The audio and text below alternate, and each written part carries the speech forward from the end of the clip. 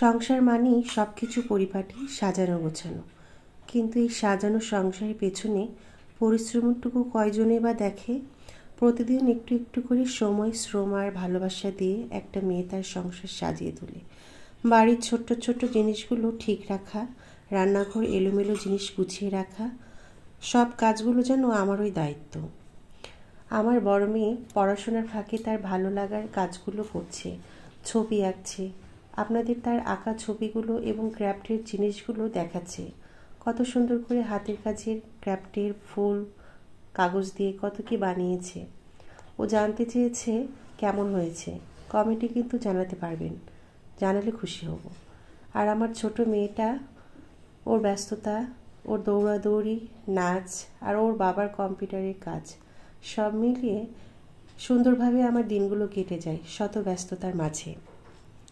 রান্নাঘরে এলোমেলো সাজিয়ে গুছিয়ে রাখা, মসুরির ডালগুলো রোদে শুকিয়ে আবার তা পরিষ্কার করে সংরক্ষণ করা, সব কিছুর মধ্যেই লেগে থাকে আমার যত্নের ছোঁয়া। নিজেদের জমির সরিষা পেয়েছিলাম, সেখান থেকে তেল ভাঙিয়ে নিয়ে এসেছি। যেমনই হোক, তারপরে একটা শান্তি। এর মাঝে সংসারে হাজারটা দায়িত্ব সামলে চলছি। রান্না, পরিষ্কার করা, পরিচ্ছন্ন করা, নামাজ, সব কিছু মিলিয়ে আমার প্রতিদিনের রুটিন যেন শেষ হয় না। আমি হাতের কাজের জিনিস অনেক পছন্দ করি।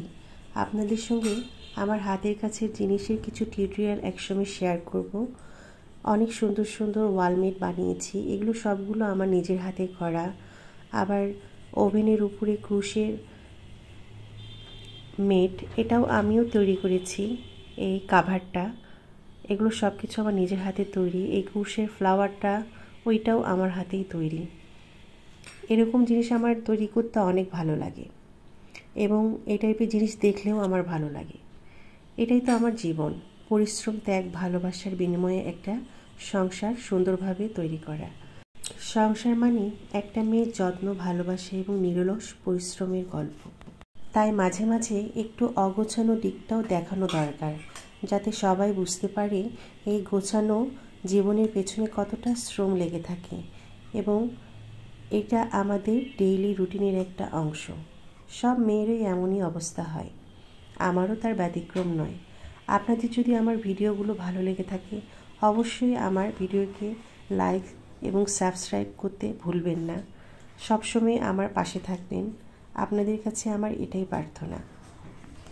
আমি এভাবেই সবসময় চেষ্টা করব আপনাদেরকে ভালোভাবে একটা সুন্দর ভিডিও উপহার দেওয়ার জন্য। ফাঁকে কিন্তু আমি আমার রান্নাঘরকে গুছিয়ে ফেলেছি, সুন্দরভাবে পরিপাটি করে সাজিয়ে ফেলেছি।